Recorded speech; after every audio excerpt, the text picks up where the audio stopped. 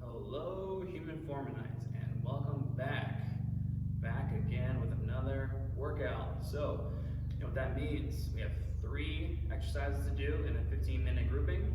We're gonna take a short break. We'll come back with another exercises for another 15 minutes, and then we'll end today with a finisher. So, forewarning, some of these movements we have never done before, and some of them are gonna be a little more challenging. So, be sure to make sure you're paying attention as to some of these it's a completely new thing. So let's go ahead and get right into it. The first thing we're going to be doing is going to be some single leg RDLs. We're going to follow this up by a 3-point row with a slight variation. I'll show you that in a minute. And then we're going to end today with a wall sit with, again, another variation. So let's go ahead and hop right into the first thing, which is going to be a single leg RDL. So again, primarily working the hamstring and glute on this one. If you're not doing single leg RDLs in class or have not done them here in the gym with us, then go ahead and just do the normal RDL version of that, which is going to be both feet planted on the floor, hips are still going to hinge, so we're going to be pushing our butt back to the wall behind us. We should hopefully find hamstring in the back when our butt is farther back behind us. As you push through your heels, again, finding your glutes. So same cues as the single leg, so if you want to follow along that way, just do it with both feet on the ground, such as one. But again, the single leg version of this is going to be like we've done in the past, having one foot back behind the other. So I would put my toes about a few inches behind the heel that I'm working. I'll switch it for you guys to see, but I'm working my right leg in this position here, so my left toes are going to be about 4 or 5 inches behind the heel. I'm going to work on my best to keep my hips square, so I don't want to open up or flare my hips any which direction. I'd rather you go in toward the other knee, so if I'm facing this way, I'd rather go this way with it. That way your hips are not wanting to open up here. If you had to choose a way to go, I would say go more toward the leg working. So again, hinging at the hips, we're going to hopefully just find the right hamstring here. Not a whole lot of weight being placed on this back leg, but again, we're going to hinge, drop your chest down to the floor. Again, keeping the knees slightly bent the entire time.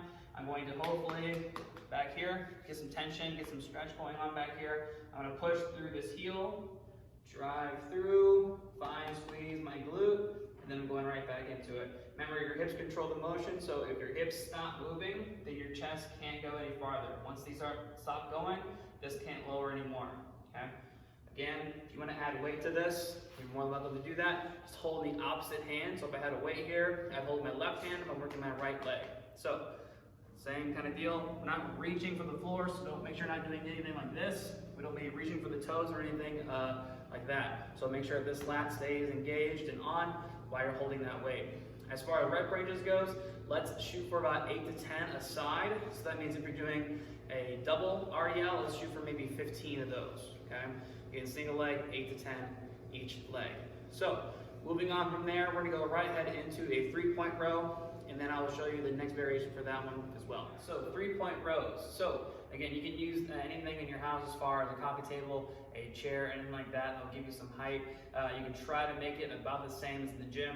We usually will use an 18-inch box, maybe a 15-inch, depending on how tall you are. Again, the taller you are, the higher the box you're going to want to have. The shorter you are, you won't need such a high box. So getting set up for these, we're going to be setting up with 1 foot in front of the object you're going to place your hand on, and 1 foot on the outside. So it should look something similar to this. So you can see my right leg, but can't see my left leg because it's in front of the object. So when you're set up, this foot out here can go as wide as you would like. If you want to go back to get a little more space between you and the dumbbell, you can take half of your foot that's it's in front of the box, and then you can go about that far back. We just want to watch out for this opening up way too much. We don't want to open the hip up, so make sure we're keeping the hips square to the floor, okay? So once you're set up here, I'm going to place my hand on the object. I want this lat to be on, even though it's not really necessarily working. We're not rolling with that lat, I still want it to be on. I want the shoulders to stay down away from my neck. I don't want them to go up like this. They might be tempted to do that, so make sure I'm really thinking about keeping those shoulders down. I'm going to breathe into my belly, create some tension in my abs, so make sure I'm breathing in through my nose and out through my mouth. Once all of those things are set up, last thing, make sure we're getting a little bit of hamstring, which you should be able to find pretty easily after doing your RDLs in the first exercise. So make sure we're still getting some hamstring tension here. Otherwise, most likely we're going to start feeling lower back, and no one wants that. So again, lat over here, abs here, hamstrings here. Once all three of those are working, we're going to go ahead and just row the dumbbell up like we're doing a normal row, like a TRX row or even a cable row. Remember, the shoulder is doing the motion, not necessarily the elbow. We want the shoulder to be moving forward and then back, kind of squeezing your shoulder blades together at the top. Okay. For that one, let's kind of shoot for 10 or 12 reps on those. So 10 to 12 reps for your 3-point rows. If you are wanting to do something a little bit more advanced than that, we can always drop down to the floor. This is where we're going to do a bird dog row. So new thing in the gym. Haven't done this before in class, at least if you have. I wasn't a part of it. So we're going to be getting set up here just like we would do with bird dog. So bird dogs, if you don't know, are going to be just like this. Okay. So instead of doing that, we're going to be rowing, kind of like a renegade row. We're on our knees. But while you row, we're going to extend the opposite leg back. So if I'm rowing with my right hand, I'm going to extend the left leg back. So be careful when you're doing this. There's a lot of things going on that we're not getting into this kind of a formation where we're getting into our lower back here. Make sure that everything is staying tight and we're being conscious of how our body is moving through space. So again, it's what it's going to look like. We're going to push away from the floor, keeping those shoulders down. I'm going to then row with my right. As I row with my right, I'm going to kick my leg back down, and again. Okay, you're going to get a lot more abs on this one because I'm combining the lat and the abs, so make sure you're getting both of those working, not just all abs or not just all lat. So again, same thing for those, 10 or 12 on each side, so make sure you're switching sides. I would knock out all one side and make it easier for yourself, and then go ahead and switch when you're done there. So those are the bird dog rows. We'll go ahead and get into the last thing, which is going to be a marching wall sit.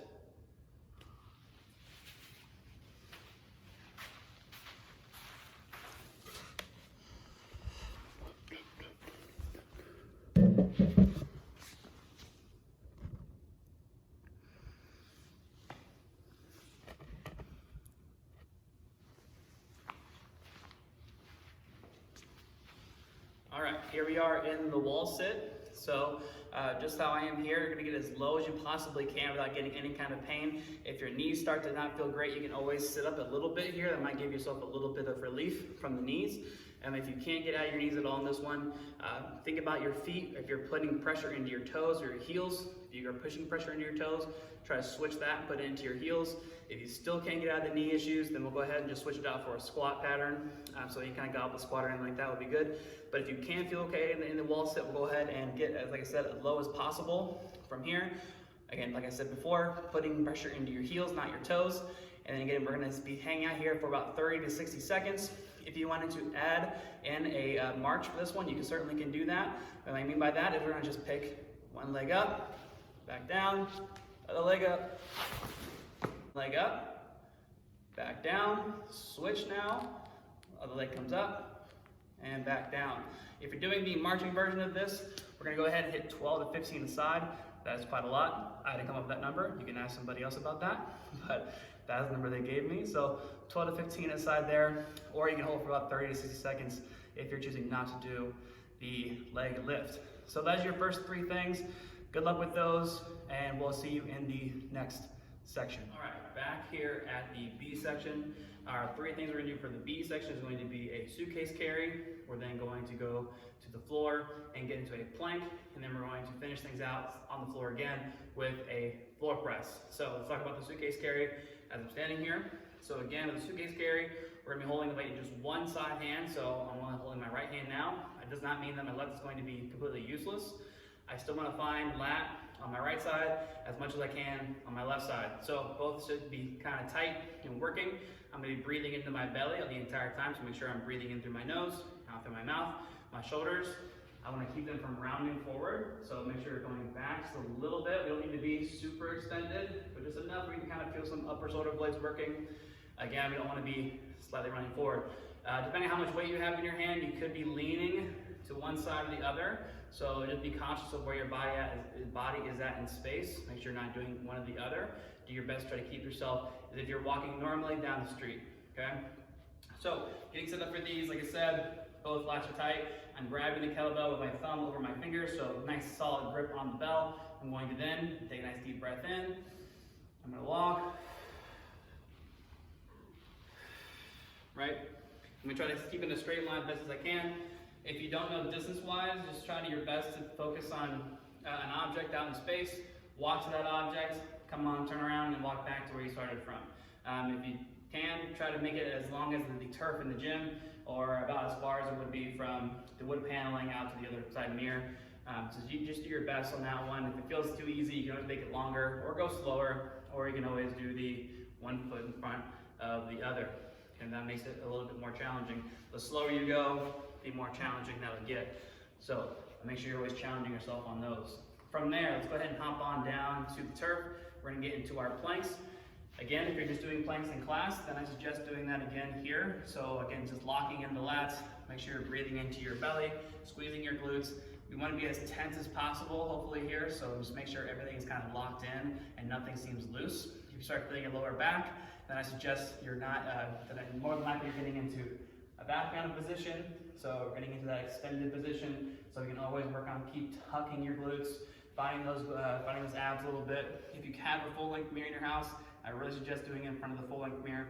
Give yourself a little bit of feedback as to where your body is at in your plank. So, that being said, we're gonna go ahead and get into the next variation of the plank, which is going to be a walkout.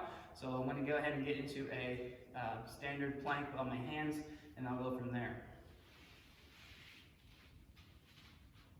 So now that I'm in my plank position, I'm pushing away from the floor. I'm keeping my shoulders down away from my neck. I'm going to go ahead and work on moving one hand at a time as I walk myself out. So I'm going to do this depending on how hard you want it to be. If I go feet together and hands out wider, it's going to be much harder.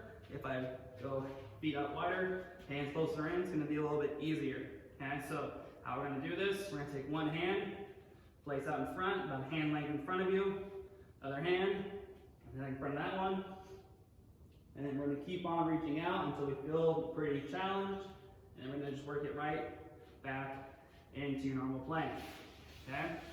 So, for those, we're going to go ahead and get into about 5 to 6 out and in. So, all that out, all that in is 1, all that in is 2, so on and so forth to get to 5 or 6 of those.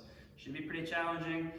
Again, the farther you walk yourself out, the longer it takes for you to get back, all that good stuff. Tempo will definitely make these pretty challenging.